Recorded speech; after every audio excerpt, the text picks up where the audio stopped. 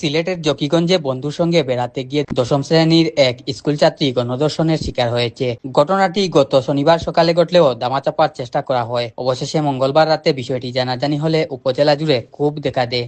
Police তাৎক্ষণিক ঘটনাস্থলে গিয়ে ভিকটিমকে তার বাড়ি থেকে উদ্ধার করে হাসপাতালে পাঠায়। বুধবার সকালে ভিকটিম নিজেই 5 জনের নাম উল্লেখ করে জকিগঞ্জ থানায় মামলা দায়ের করেন। পুলিশ আসামিদের গ্রেফতার অভিযান শুরু করেছে বলে জানিয়েছেন থানার ভারপ্রাপ্ত কর্মকর্তা জহিরুল ইসলাম মুন্না। মামলায় বারোহাল ইউনিয়নের 5 যুবককে আসামি করা হয়েছে। তারা হলেন নিদনপুর গ্রামের খসরুজ্জামানের ছেলে ইমরান আহমদ, খেল গ্রামের আব্দুল বাসিতের ছেলে তানজিদ আহমেদ, মাইজ গ্রামের আজাদ আহমেদের ছেলে শাকির আহমেদ, একই গ্রামের জামাল উদ্দিনের ছেলে শাকিল আহমেদ, মন্তইল গ্রামের ফৈজ আলীর ছেলে মুমিন আহমেদ।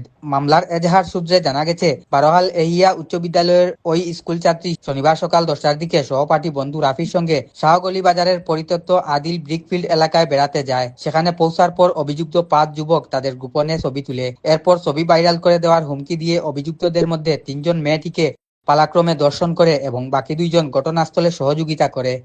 বিয়ানীবাজারে যাত্রা শুরু করেছে হাকিম ট্রাভেল সেন্টার্স। ট্রাভেলসটির মাধ্যমে আমরা হজ বুকিং, নতুন পাসপোর্ট, আন্তর্জাতিক ও ডোমেস্টিক বিমানের টিকিট এবং 26 সালের হজের বুকিং করা হচ্ছে। তাই আজই যোগাযোগ করুন বিয়ানীবাজার পৌর শহরস্থ চাউলগুলির 2য় তলায়। এদিকে ঘটনাটি প্রকাশ্যে আসার পরে বুধবার বিকেলে বারোহাল এলাকায় পৃথক পৃথক বিক্ষোভ মিছিল ও মানববন্ধন করেন এলাকাবাসী। এসব কর্মসূচিতে বক্তারা জঘন্য এই ঘটনার তীব্র নিন্দা জানিয়ে আসামিদের দ্রুত গ্রেপ্তার ও দৃষ্টান্তমূলক শাস্তির দাবি জানান। এই বারোহালকে কলঙ্ক মুক্ত করতে হলে তাদের আইনি প্রক্রিয়াধীন সর্বোচ্চ শাস্তি দিতে হবে।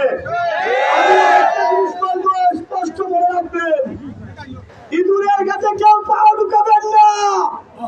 আপনারা কেউ আসামিদেরকে বাঁচানোর চেষ্টা করবেন না, করবেন না। বারোহালের জনতার চুল পরিষ্কার।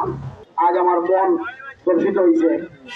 কাল হয়তো আজকে তারা হয়তো দমঘাটকে দর্শন করছে, কালকে হয়তো আমার বড় দায়িত্ব তারাকে দর্শন করবে। উপস্থিতি, আমরা প্রশাসন যে একটা কথা বলি, বারোয়ালের ইতিহাসে এই ধরনের নেককারজনক ঘটনা বারোয়ালের ইতিহাস ইতিপূর্বে আর হয়েছে বলে আমরা কেউ জানা নাই। উপস্থিতি, তার পিছনে যারা মদতদাতা আছে, যে বাজারা শক্তি দিচ্ছে, যে বাজারা সাহস দিচ্ছে, যে বাজারা অর্থ দিচ্ছে, আমরা তাদের দাঁত ভাঙ্গা দেওয়ার জন্য বারোয়ালবাসী প্রস্তুত আছি তো ইনশাআল্লাহ। উপস্থিতি, আমি কথা দিলাম এই অসহায় দরিদ্র পরিবারকে আমার ব্যক্তিগত পক্ষ থেকে যতটুকু আর্থিক সহযোগিতার প্রয়োজন হবে এই মামলার জন্য, এইটার জন্য আমি বারোহালের তৃণমূল পর্যায়ের সকল নেতৃবৃন্দ